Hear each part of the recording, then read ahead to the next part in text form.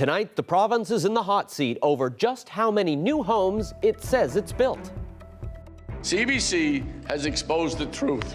The Liberal government constructed 11 new homes versus the 750 they have repeatedly stated. Will the Premier admit that what his minister said is a lie? The minister has acknowledged that he misspoke. You know you can't build a house overnight. Fees are spiking for people who pay their own way at private personal care homes like this. So the Seniors Advocate is weighing in. When you're going up by $300-400 a month, one time, right away, that's hard to plan for. I'm Terry Roberts. That story coming up. The sun is going down here at O'Brien Farm in the center of St. John's, and that means their After Dark Haunted Hike series is almost set to begin. I'm Jeremy Eaton. I'm here to tell you all about it. Coming up. This is CBC Here and Now.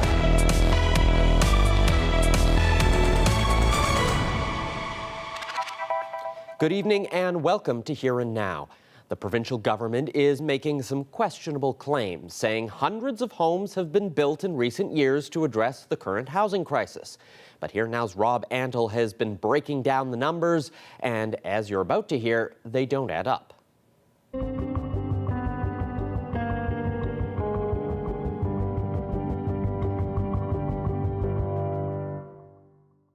A show and tell as 7 new social housing units are unveiled earlier this month. A big announcement for a new minister, and an even bigger claim. In the last 2 years, we've built 750 new homes in this province. So you say that you've helped with more than 700 new homes. Where are they? They're right across the province. In every community, we've been building these homes, and the 750 mark is something that we were striving to get to, and now that's within the last 2 years, okay? But according to data from the Housing Corporation, that's not even remotely correct. Only 11 social housing units announced since 2021 are finished and ready for families to live in, and that includes the 7 in this announcement 2 weeks ago. More than 750 new public housing options have been advanced over the last 2 years. I'm standing on some of those housing options the provincial government says have been advanced over the past 2 years. A 40-unit public housing complex is expected to be built here. It was announced at a press conference nearly a year ago. But today, not much sign of progress. Not much here either, where 32 more social housing units are supposed to be built. It turns out most of that 750 number for housing options isn't all for new homes. Here's how it breaks down. 107 new social housing units have been announced over the past 2 years, with construction yet to begin on the vast majority of them. 11 are done. 427 are rent supplements through the Canada Housing Benefit. We're not talking about new homes here. This is a portable housing benefit to help people get spots in the existing private housing market. The rest of the housing options are on the more critical end of the spectrum. Nonprofit shelter beds account for 174 of those options. 114 beds are available now. 108 in St. John's, 3 in Corner Brook, and 3 in Labrador West. 60 shelter beds are under development, 45 in St. John's and 15 in Gander. Then there's 76 supportive housing units, all in St. John's. 20 of those have opened so far. And a new 7-unit women's second-stage housing project is being built in Labrador City. Those numbers and housing issues dominating the House of Assembly today. According to a CBC story this morning, the Liberal government have built just 11. I asked the Premier, was your minister misinformed or misinforming the people of Newfoundland and Labrador? Fair question. The Honourable the Premier. Thank you, Mr. Speaker. As I understand from the minister has corrected that statement with the media, Mr. Speaker. He says that he misspoke. It was not done out of malice or an intent to mislead, Mr. Speaker. It was simply a mistake, Mr. Speaker. On October 17th, the Premier stated we had 750 units started between 2021 and beyond, but we added 750 new units since 2021. In an Instagram video, the Minister of Finance stated, we've built 750 new affordable houses. So I asked the Premier, were these statements lies as well? Of course, we certainly meant housing options, Mr. Speaker. The units and options can be interchangeable at times. And as for the minister at the center of all this, I misspoke, and again, I wasn't trying to say that we were doing something that we weren't doing. That's not my character. Pike says he's trying to make a difference in his job as minister, acknowledging there are more than 2,800 people on the wait list for social housing. Rob Antle, CBC News, St. John's. Well, speaking of housing, the Seniors Advocate is weighing in today on the spike in fees for people who pay their own costs to stay at private personal care homes in this province. After a CBC story detailing how the sudden spike is affecting residents and their families, Susan Walsh says some homes are moving too fast on those increases. Here now's Terry Roberts has the latest. For the first time in nearly 6 years, the government subsidy rate for beds in private personal care homes like this has gone up. The Seniors Advocate supports the $15.4 million investment. We know the cost of care has gone up, like everything else has gone up in this province. But it's also pushing rates up for the roughly 600 people who don't qualify for subsidies and pay thousands each month to live in these homes. People like Margaret O'Grady, a resident at Kingsway Living in Paradise. She and others were given notice last week that they'll soon be paying nearly $500 more per month, meaning she's now spending more than she has coming in. I think I even might have to give up her prepaid funeral expense. Many homes are phasing in the increase for private pay residents over several months. Others, like Kingsway, are taking a more abrupt approach. 30 days. Residents and their families say it's not fair. They need more time to adjust and to have a new financial assessment done to determine whether they now qualify for government subsidies. My office has been contacted by numerous seniors. The Seniors Advocate is pleading with homes to pause any increases for at least 90 days. The hard part is the private pay rates have gone up significantly in one shot. Kingsway management wouldn't comment, but Margaret O'Grady's daughter says the message was clear during a meeting at the home on Wednesday. It was like it, lump it, or get out, was basically the message in a little tied up in a red bow. Personal care homes have the right to increase their rates at their discretion. Don Fury says that should change. They mandate sprinkler systems. They mandate, fire escapes. They mandate food. So they could mandate some type of rental agreement. The Honourable the Premier. The Premier told the House of Assembly today that the higher subsidy rates are necessary, that private pay residents are not forgotten. We'll continue to make sure that families aren't negatively impacted from a well-intended intervention, Mr. Speaker. So what will become of people like Margaret O'Grady? That's the million-dollar question, and I don't have an answer for that today. Terry Roberts, CBC News, St. John's. Well, the price of diesel made a big jump today with an increase of more than 12 cents a litre across the island and 8 cents a litre in Labrador. That puts the price to about $2.16 on the Avalon, as high as $2.27 in some parts of the province. Heating oil also increased more than 5 cents. Stove oil is up by more than 7 cents a litre. Gasoline is where there is a bit of good news. That went down about 3.5 cents. A litre of gasoline will cost you about $1.68 on the Avalon and $1.84 in some other parts of the island. Prices have been rising due to the ongoing conflict between Israel and Hamas, which has caused the price of oil to jump.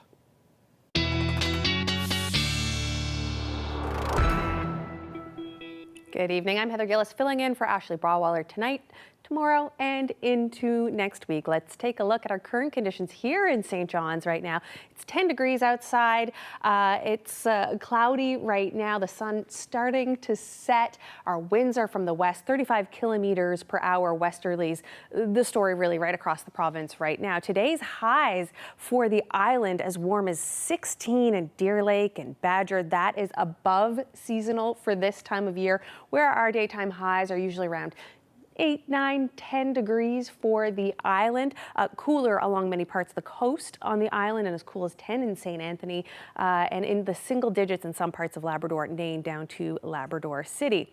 Taking a look at the weather that's on the way now. Tonight it's going to be cloudy with a chance of showers along any southern facing coast and in Labrador West. Sun and cloud tomorrow is the story, but we also could have that chance of showers for southern facing coasts like I just mentioned. And then when it comes to the weekend, I'm sorry, rain. We'll talk about it a little later in the show. Thanks, Heather. 2 lawsuits involving child abuse by the same Catholic organization are nearing an end on opposite ends of the country. For a group of survivors in Newfoundland, it's been 24 years in the making. In Vancouver, a much different approach is taking shape, one that could put survivors front and center. Here Now's Ryan Cook reports.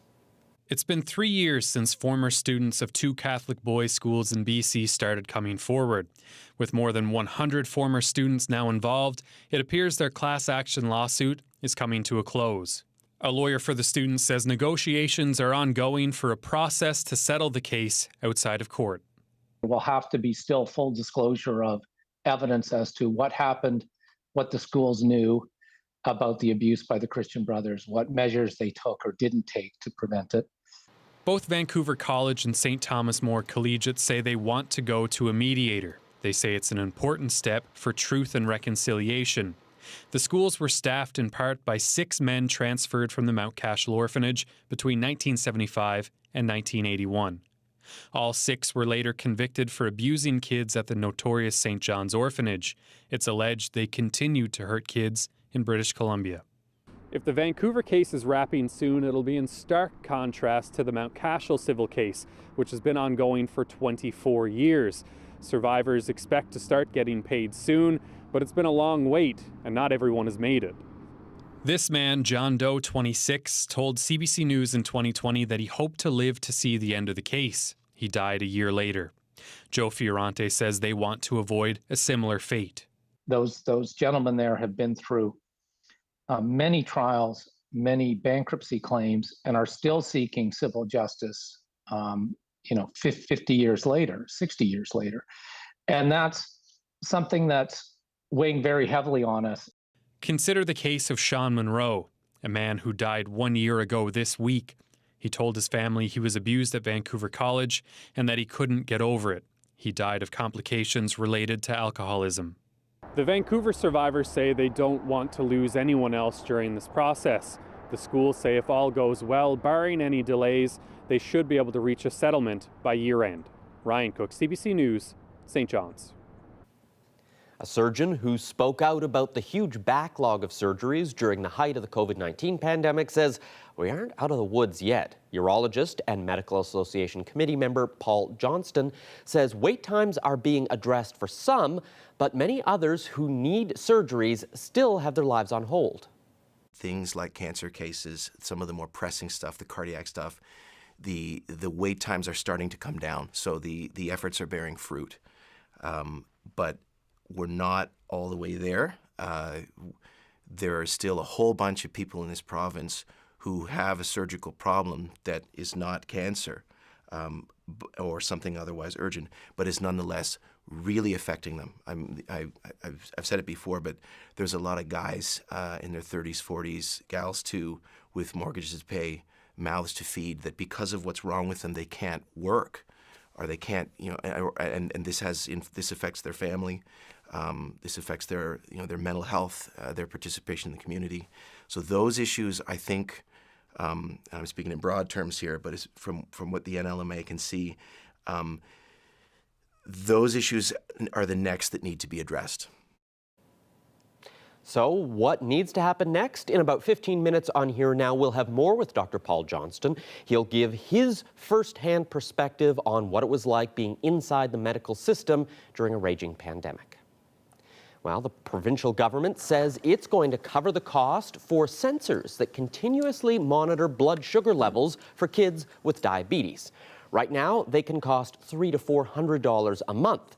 The sensors help to automatically regulate the amount of insulin that a person gets through their pump, helping them to better control their blood sugars. It also displays information on a smartphone. It's a pilot project, but for one doctor, she says it's a life changer for families who have to spend less time and money managing diabetes. It really improves the quality of life for the kids. It really improves the quality of life for the families, and it's the kids that we already have on these systems. It's making such a difference to them day to day, and also it's going to make a big difference into the future. So we're very, very excited. Well, with the calendar creeping towards Halloween, O'Brien Farm in St. John's is bringing back its popular After Dark haunted hike trail. Irish and Newfoundland folklore are coming to life, as well as spooky first-hand accounts from the O'Brien brothers themselves. Here now's Jeremy Eaton is out there braving the almost dark. It's looking a little bit scary there. Jeremy, what's happening? Yeah, you know, Peter, I am easily scared of the dark. Thankfully, Curtis, our videographer, has a few lights up here to illuminate us a bit. But the sun is starting to go down here at O'Brien Farm in the center of St. John's, just off Mount Sile Road. And they're having, this is the third year that they've done the After Dark program, but nobody ever wants to hear what I have to say. So we have the executive director of O'Brien Farm Foundation, Aaron Rogers. Aaron, thanks for joining us. Oh, it's my pleasure. Thanks, Jeremy. So for people who don't know, what is After Dark? So After Dark is our fundraiser at the end of the day. It's a heritage walk, and we're a heritage farm here. But what we tried to do is take Irish Newfoundland folk stories and mythology and work with acting troupe and turned it into like scary stories in a lot of ways for people to go and tour around the farm at nighttime. How long, and I said earlier, is the third year. Where did the idea come from, or why did you want to settle on this sort of thing? Well, we always liked the idea of trying to do something in which people got to go walk around the farm, right? Like the thing about O'Brien Farm is a lot of people don't necessarily even know that it's here. So this exposes it to a lot of people and all the stuff that we're doing. But at the same time, there's so much like eerie and unsettling mythology in Irish and Newfoundland folklore. So it was really easy to kind of like develop the scripts and all. Is this suitable? You and I were talking about our kids earlier. Is this suitable for the youngsters to come out to? No way. No, and the thing is that it's not designed for like jump scares. I mean, you are on a hike through the woods, right? So no one's jumping out at you. There's no masks or anything. You walk up to actors and they give monologues in the dark. And by the end of it, you're going to know something that you probably didn't know before and have a lot of goosebumps. Now we're slowly, we're going to wrap it up here real quick, but how long does it run for, and how can I get tickets if I wanted to go? So we're just about sold out this weekend, but you can get them next weekend at Eventbrite. And so just look up After Dark at O'Brien Farm. So we're going to hang out here. Aaron, thanks so much. I know you got stuff to do. Appreciate your time. Aaron's got stuff to do to get ready for tonight, but we're going to come back when it gets really dark and I get really scared, and we might meet one of the actors and hear maybe a story or two. Who's to say? Reporting live for Here Now, I'm Jeremy Eaton in St. John's.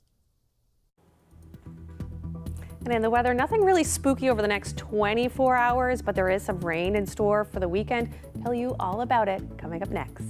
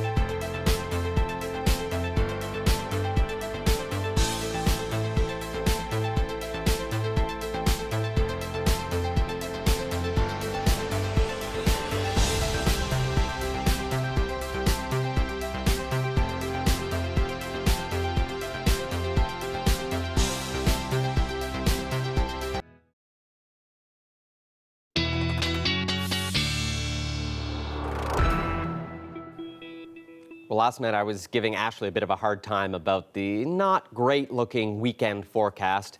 And I guess it's so bad that she's just decided to get out of town and is leaving you to deliver the bad news. Oh, no. I have to give everybody the bad news about the weekend rain. Oh, I'm sorry, folks. If you have anything to do outside, best to get it done right now. I know it's probably getting dark out wherever you are. But yeah, rain is the big story in the forecast. Don't have amounts to tell you right yet. We can talk about that tomorrow. But you can see right now things pretty quiet over much of the province right now. Warmer day today for much of the province, as much as 4, 5, 6 degrees through central, 2 to 3 degrees along any coastal areas of the island here. Warm day in southern Labrador, 5, 6 degrees there as well. Just a touch cooler in Labrador City today, so above seasonal as well. As we go into the overnight now, it's going to be pretty cloudy, you know, or clear, partly cloudy tonight. Could see a few showers, especially here through Lab West, and you can just see some clouds moving over much of the island and across Labrador as we head through midnight. Same story with a possibility of an isolated shower anywhere along the south coast as we head towards morning, and it's going to be a similar story tomorrow as well. But taking a look at our temperatures tonight a little bit more in depth, temperatures from 6 to 10 degrees for the island. You see that 10 down here in the southwest coast, and a few raindrops here in our icon as well. That's because, as I said, we could see some of those isolated showers anywhere along the south coast, Marystown there as well. But for the rest of the island and much of the province, we'll see a few clouds, partly cloudy skies into tonight. In Labrador, your temperatures are going to be between 4 to 8 degrees for your overnight lows. In Labrador City, as we saw in the future tracker, you're going to see some of those showers as well. Moving on to our future tracker, looking at tomorrow, we'll see some cloud moving across the island and Labrador again, but we're going to see some of this likely spread a little bit out to the coast as we get a few more isolated showers here across parts of the island. Not a lot, but you could see a raindrop or two. Now, taking a look at tomorrow for the Avalon Peninsula and for the Burin and Bonavista Peninsulas as well, temperatures between 13, 14 degrees. So this is a couple of degrees really above seasonal. Normally our daytime high this time of year is about 10, so a little warmer. Afternoon chance of showers is why we have the sun and the cloud and the showers there. As we move a little bit further west, we see some more sun and cloud for central again. A few showers possible along the south coast. Temperatures again 13, 14 degrees. Not a bad fall day. If you need to get outside and do stuff, might be a good opportunity to do so. Be a little bit cloudier as we head to the west coast from Stephenville to Gros Morne. Temperatures along the south coast here a little warmer, 16 in Burgeo, 12, 13 for the west coast, as warm as 14 in Bay Verte. As we head up to the northern peninsula, things cooling off a little bit, more like 10 to 13 degrees, 10, 11 here for the most part, mix of sun and cloud for most people. And for the rest of Labrador here, we see, you know, cooler temperatures here along the coast, 8, 9 degrees from Nain to Makkovik, but it's the wind that we want to talk about here. 30 to 50 kilometers per hour from the west. So could be a gusty day for you folks on the coast. A little lighter wind though for Labrador West, 20 kilometers an hour here, but we could see 2 to 4 millimeters of rain. Talking about that rain, we'll see a little bit more of that in our long range. Thank you very much, Heather. Returning now to our top story, the province's housing crisis. It dominated question period today, and as we told you earlier, the housing minister has said that 750 new homes have been built in the past 2 years. The reality is much less. Premier Andrew Furey says the minister made a mistake and he misspoke, and that the error wasn't malicious. Our Rob Antle pressed the social development minister today on some of the figures he's been giving in recent interviews. You were interviewed on The Go on Tuesday, and you said the 107 social housing units, is in the story that ran this morning, are completed. The builds by NLHC. 107 units. 22 in Pleasantville. The other 8 that are almost done in Pleasantville, the 16 in Goose Bay, and then the 11 that are actually done. That's 107, I think, if my math is right. I might have missed something, but you don't recall that? And it's fair enough if you don't recall it, but no, I don't recall it. But I will say to you that you know, in we do have approval to move forward in Pleasantville. But that's different than completed, right? Yeah, well, I guess the process is complete to get them to move forward, if you want to use play on words, I guess. But that's what... But is that a play on words, like saying something's been completed and now you're saying the permitting process or something? Yeah, well, that's what it is. The permitting process is complete now. As a matter of fact, we only got complete today. And we are moving ahead with those bills. You know, like the units that we're building, the ones we built in Happy Valley Goose Bay, which I was up there to do those, the renovations we're doing and shelters we're doing in other areas of the province. If I'm misspeaking, like I guess what I'm trying to say to people is that we're moving ahead on those units. We're pleased to finally be able to do that. There's 8 complete. We'll be opening those within, I was told today, we'll be opening those within the next month. So I'm looking forward to that. Do you think, you know, given all this happened today, do you think you're going to have a credibility problem as minister in convincing people that you guys are being straight with people about what's going on? Yeah, it's very unfortunate that you'd even ask that question, because anyone that knows me would know my integrity and so on. I misspoke. I said that in the House, I misspoke. And I don't know why people would lose credibility. It was just instead of saying, I didn't say options, I said units. And I feel bad about that, but I got to go with it. And I'm certainly, I just can't stop and dwell on these things. I got to move forward, because we got to do this as quickly as possible. Speaking of government announcements, today the provincial government announced it's covering the cost for continuous glucose monitors for kids with type 1 diabetes. It's spending $800,000 on the pilot project. These sensors mean kids don't have to prick their finger numerous times a day, and when paired with an insulin pump, can make it easier for kids to keep their blood sugar at the right levels. Today, a doctor who treats kids with diabetes explained why it's a game changer, not for the kids, but also for their families. I see tears of joy in clinic when families come in, when they've been put on these devices. Families tell me that the parents are sleeping through the night for the first time since their child was diagnosed. Risk of low blood sugars is a very real fear for families and kids with type 1.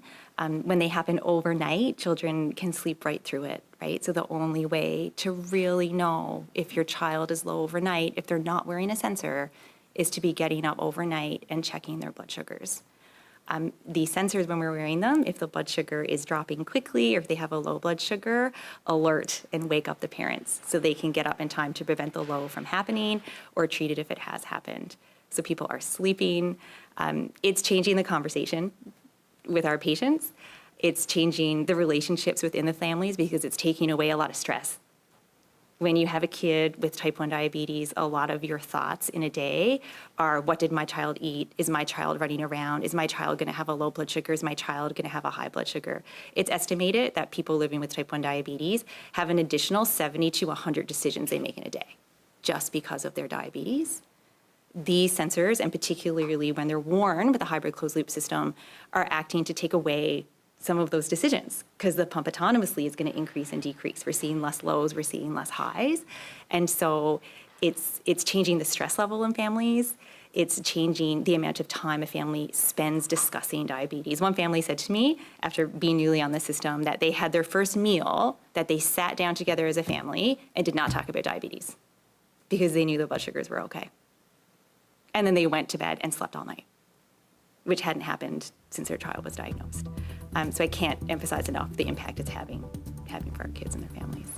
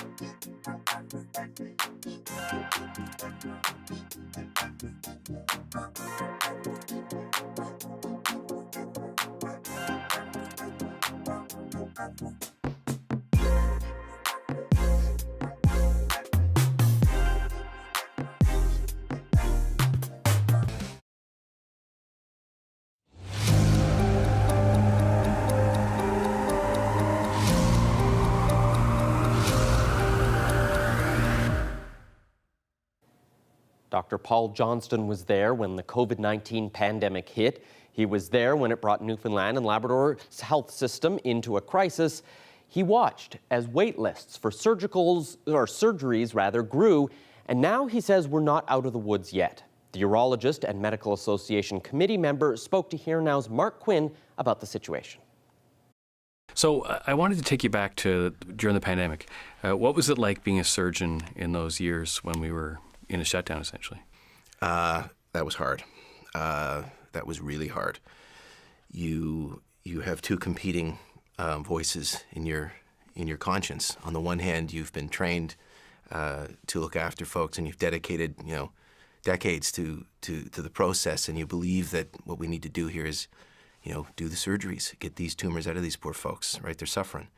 But on the other hand, we have this new beast out there that is also dangerous, and just even interacting with humans is a risk. It was a terrible time.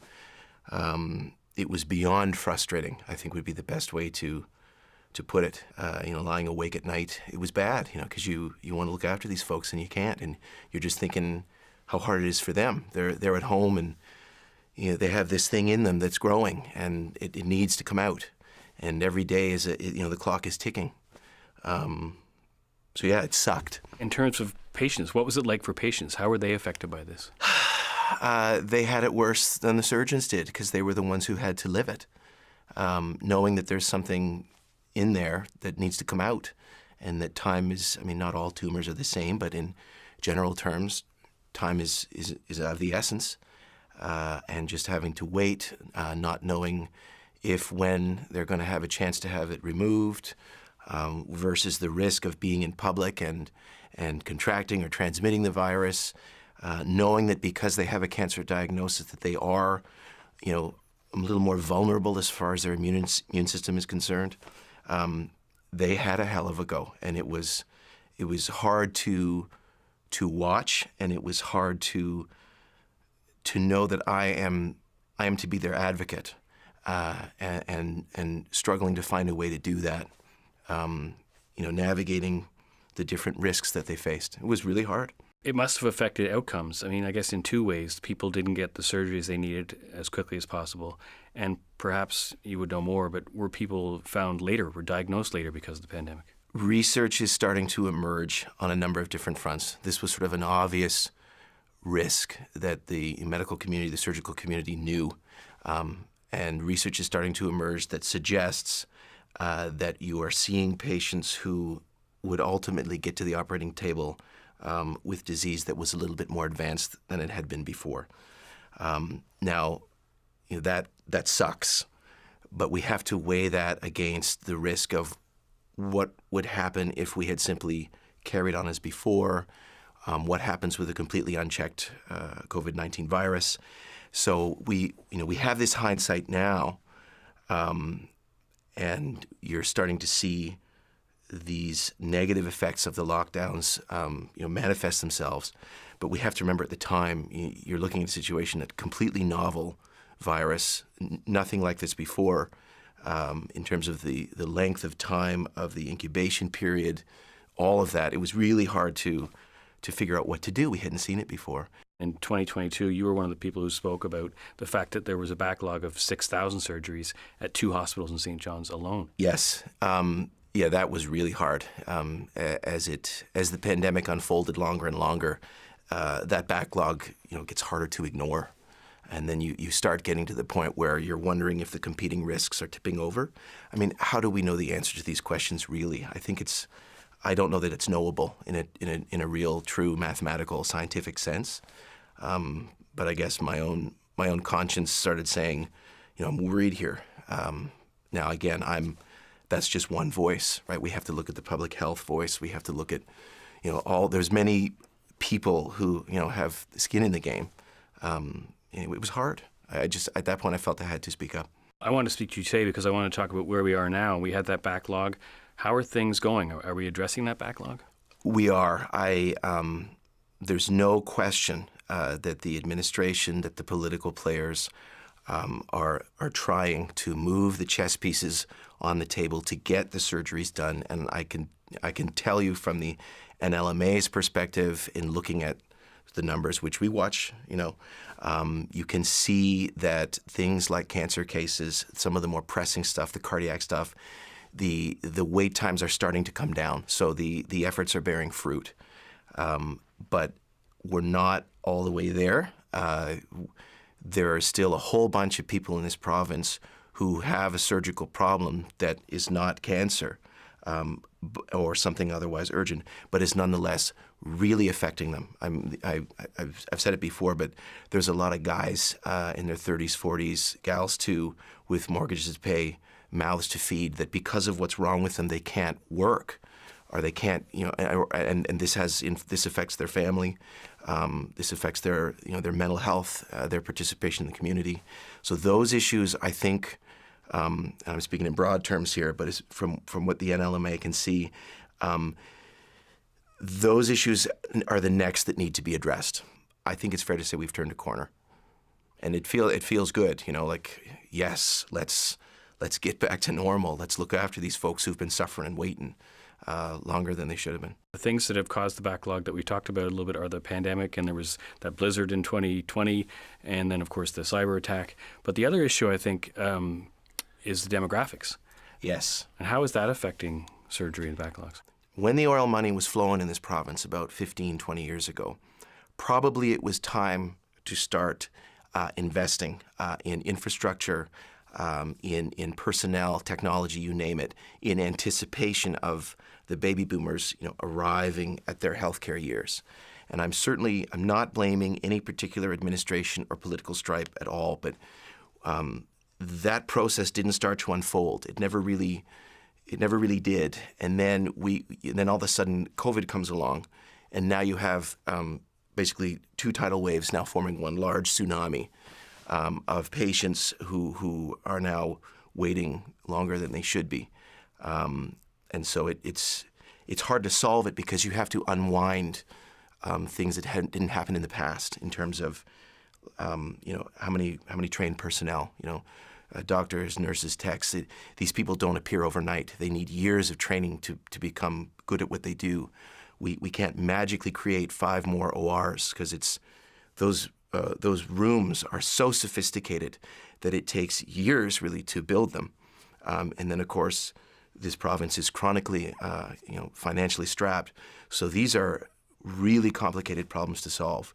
But there's no question that the demographics added just another element here, making it even harder. Well, it's starting to legit get very dark here at O'Brien's Farm, and that means the After Dark Haunted Hike series is about to take off. And if you're wondering what this guy's doing, you're going to have to stick around and I'll tell you all about it.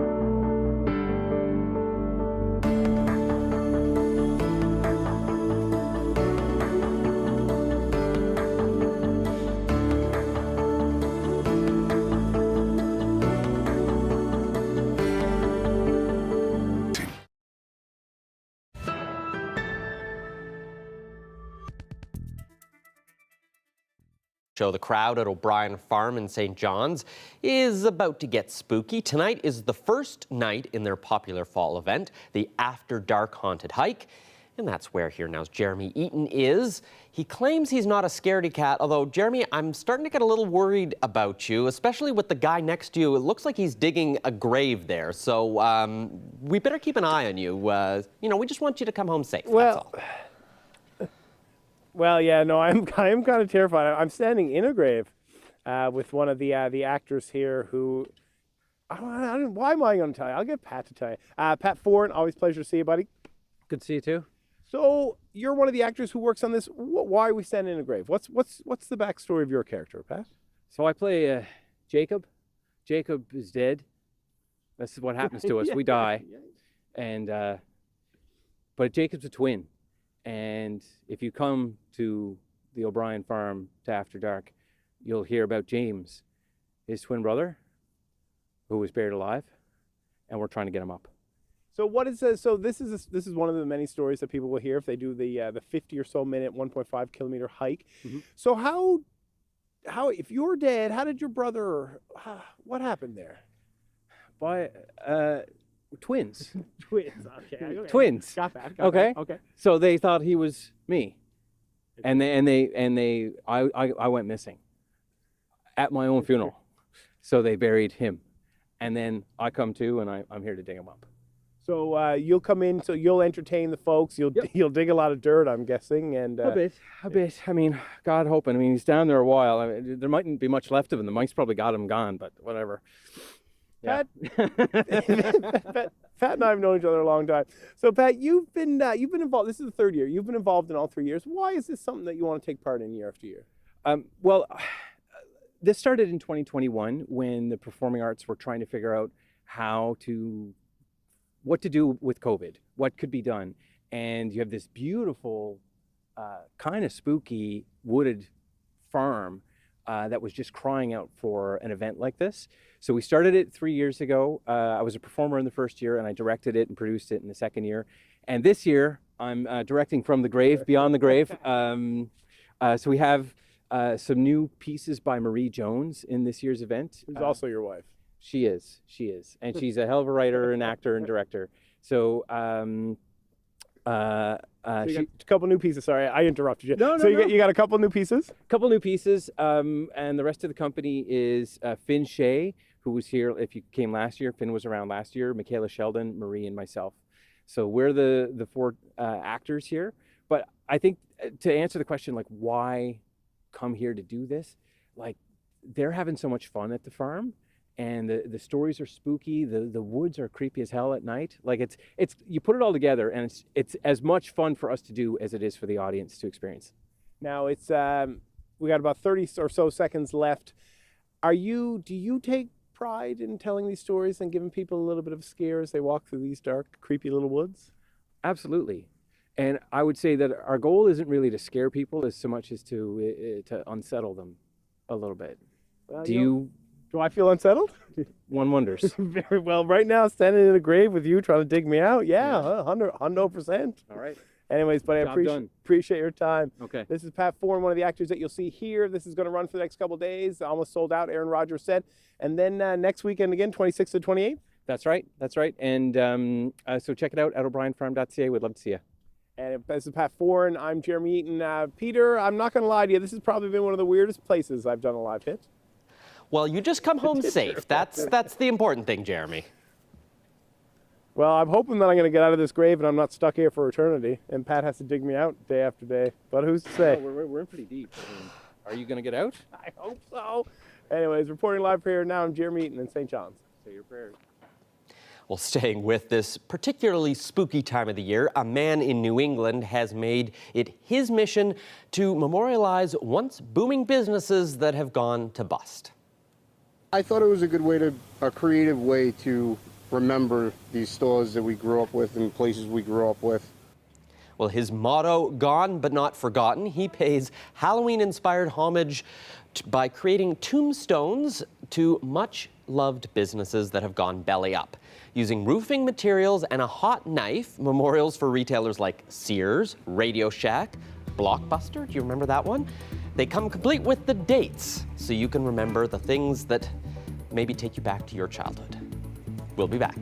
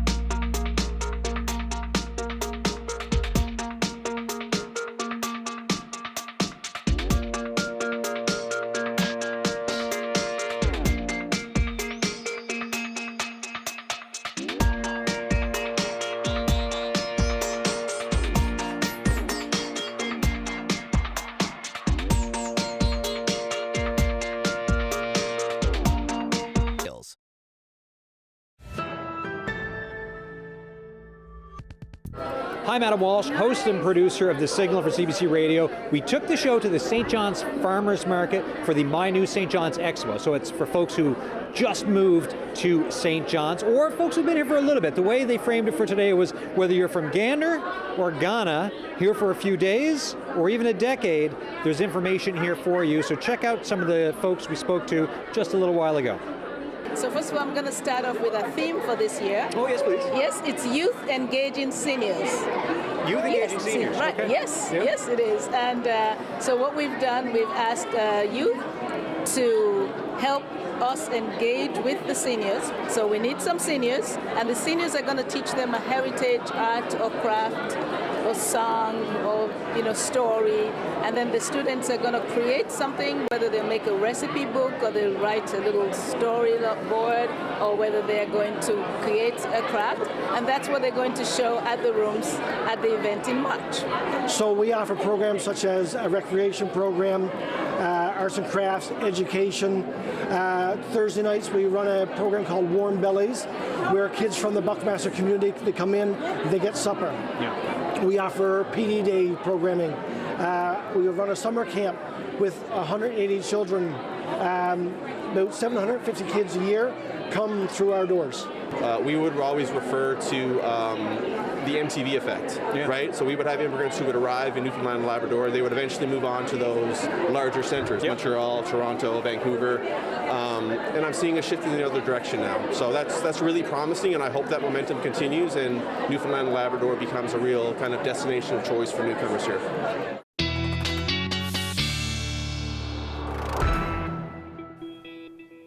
Well, rain is going to be the story of the weekend. So as we head into Friday, for the most part, when you look across the province, for the eastern half of the island here, you will see some cloud, but we could see some showers or a chance of them for the west coast, parts of the northern peninsula, across much of Labrador West and into central Labrador here as well. We could see some showers. So let's take a look at how that's going to play out.